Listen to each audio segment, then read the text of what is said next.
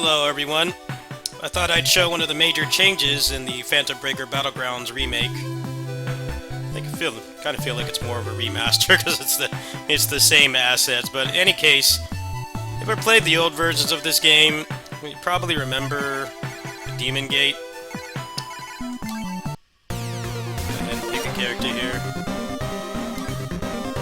Just go ahead and do this on normal so I don't wipe.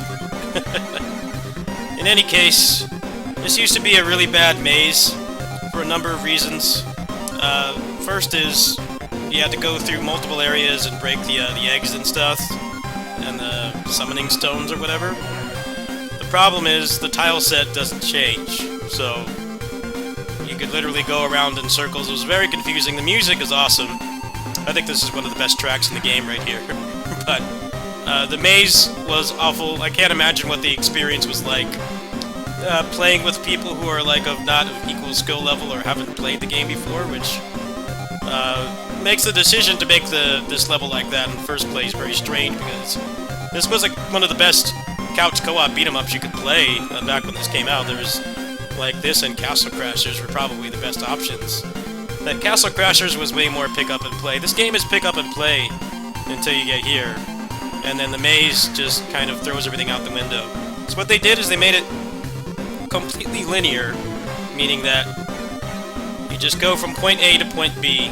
There's no more backtracking or anything. I think what was worse was that when you got down to the nightmare difficulties, the maze got even longer, to the point where if you look up the delisted version of this game on Steam, people made a guide for the maze. Now, I don't know about you, I'm not a big fan of mazes in any game, but especially in like an arcade-style beat-em-up.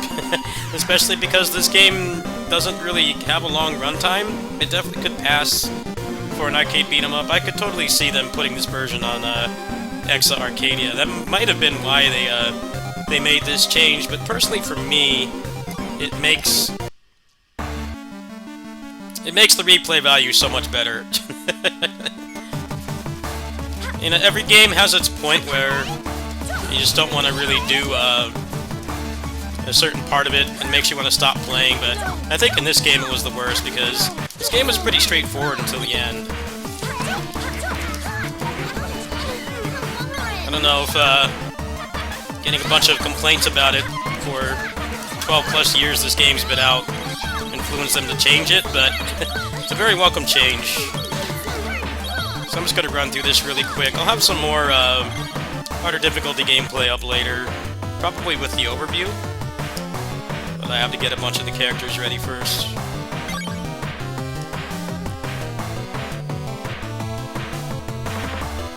So basically, the level would not flow like this. It would essentially circle around. You had to break all the summoning stones, for what I remember.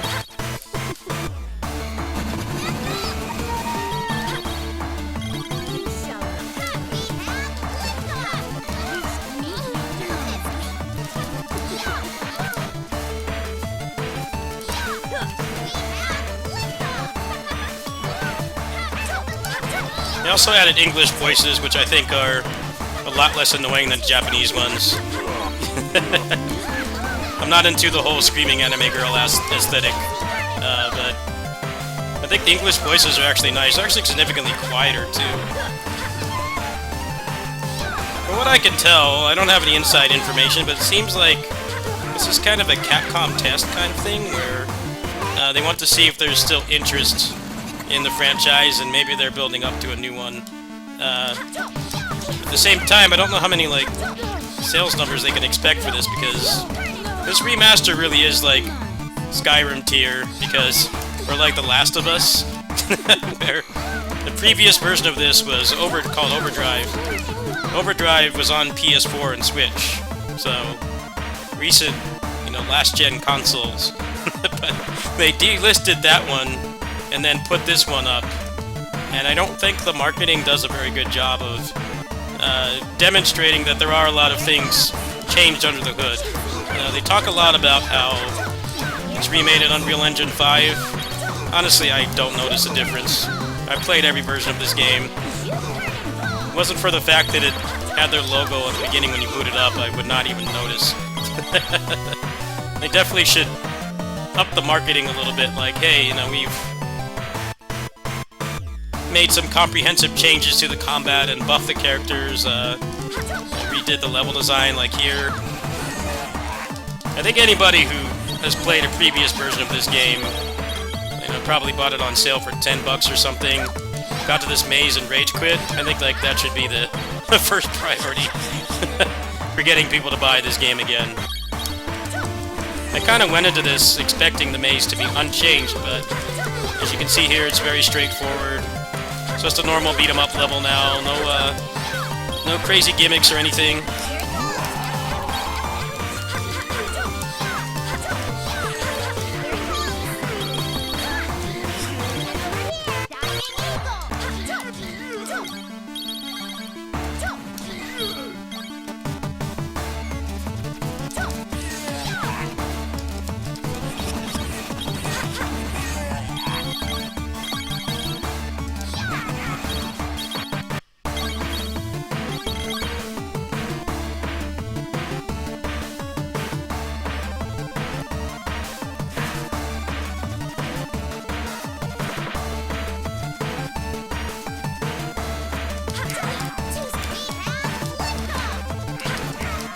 I actually did some speed runs of this back in the day, the original version, and the main reason I stopped was this level. Maybe speed runs will be back on the menu now that they fixed this. I feel like the developers of this game have some kind of barely disguised fetish for mazes, because the game after this is called Ogre Tale. I don't know if you guys remember me playing that game. But that game also had a maze like this, and then the characters are like self-aware. They're like, that maze really sucked. It's like, well, you know, if you know people don't like doing this kind of thing, you shouldn't put it in the game. Especially in the era of Steam refunds. Somebody gets there in the 2-hour period and they don't want to do the maze, and they end up refunding and giving it a negative review, which for a small game like this is killer. It seems like they thought it through this time. Yeah, we're going to take that garbage out. Especially because this is pretty lax on the violence. You know, you can easily play this with kids. You can't imagine having to explain to a kid that, you know, you went the wrong way, now the level's going to take another 10 minutes. Luckily, that won't be a thing anymore. Alright, should be approaching the end here soon.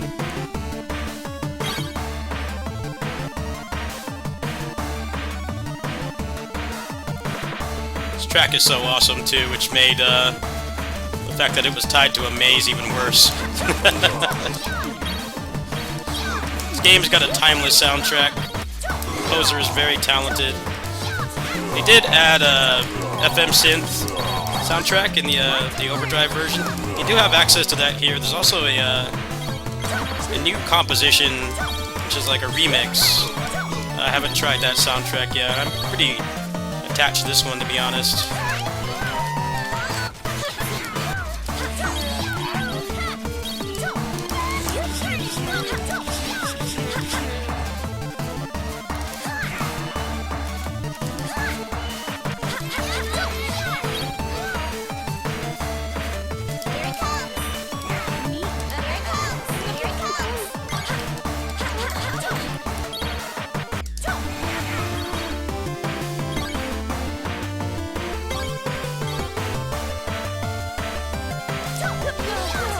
That Ogre Tale game actually got a update recently, but it didn't really seem to fix much. I hope they're not discouraged and they don't, you know, stop making beat-em-ups. But Ogre Tale was definitely a pretty major downgrade from this. Even the previous versions of this game, Ogre Tale was just objectively worse.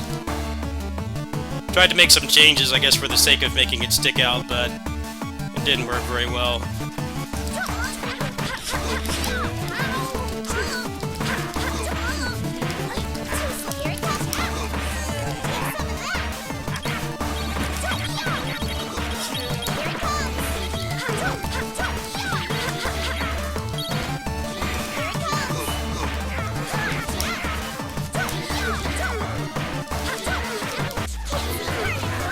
you didn't play the Overdrive version,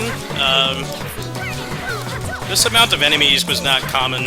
The original Phantom Breaker Battlegrounds had a lot less enemies on screen. But Overdrive was basically made for the PS4. So when they put it to PS4, they wanted to show that they had better processing power. So they added a lot more enemies. The original Phantom Breaker Battlegrounds is like quite a bit more grounded. Not necessarily because of the combat compared to this, but there were a lot less enemies because of hardware limitations. So some people actually did not like Overdrive because it turned it into more of a Muso instead of a more grounded beat 'em up with like not insane amounts of enemies. But honestly, I've played every version of this game, and I think this one is the best for a number of reasons. First is they significantly reduced the grind. They fixed this level, and then they have crossplay as well, which is nice for a niche game like this, to be honest. Games like this can become Discord fighters really fast. So the fact that there's crossplay and you can play with people you know on other platforms is actually really cool.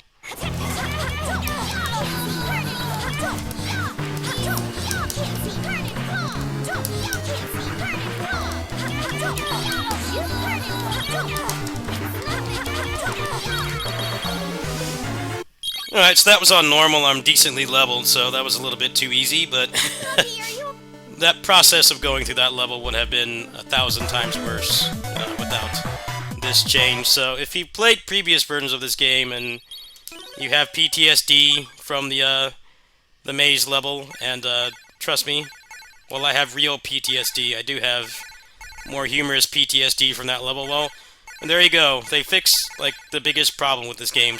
If you want to play with friends, you have crossplay. You have, I wouldn't really say deeper combat. The combat was already pretty deep, but they made it like more, I guess more modernized with like more jump cancels and combo routes and stuff. You know, you have crossplay and a bunch of other stuff I already mentioned. I think this is worth the $25, but if you go and compare that run I just did on this video to the old version of the game, you can go look it up, you can see how much worse it was. And like I said, when you got to the end game difficulties, it got even longer to the point where people had to make maps for it. So I think this is greatly appreciated. Definitely something that they should have publicized when they were marketing the game, but the actual changes they made to this, I kind of just discovered on my own from playing the previous versions, and I was really happy to see that they changed this, because I think that this is supposed to be some kind of like interest test to see if maybe there's a market for a new game. I definitely think there is now more than when this came out, because when this came out, beat 'em ups were relatively dead. I mean, they were kind of on life support. Castle Crashers was a big CPR, a big resuscitation on the genre, but there still weren't that many coming out. It wasn't until a couple years ago that the genre really came back. Now there's definitely a market for it, and I think it's cool that they took this old-ass game and, they gave it a lot of improvements it needed, and hopefully, I don't know what their sales expectations are. I mean, this can't have cost that much to make because it's such an old game and everything, but I hope that it will sell enough and maybe they'll consider doing a new one. I know that the chibi art style is a turn-off to a lot of people, and the sprites are pretty much unchanged from what I've seen, but I think it's a good game. It's got a lot of heart. The soundtrack is great. Now the net play accessibility is a lot better, and the other things I mentioned. I do think it's worth $25, but there are a lot of other beat-em-ups coming out the next few months, admittedly, so if you don't have that much gaming budget, you might want to wait for a sale on this, but I'd say with the reduced grind and everything else, I think it is definitely worth the money, and it's good to see that they fixed like the main problem, which has been plaguing this game for over a decade, which is the garbage maze level. I'll see you guys later. I'll do a little overview of some of the other changes probably later today. Peace.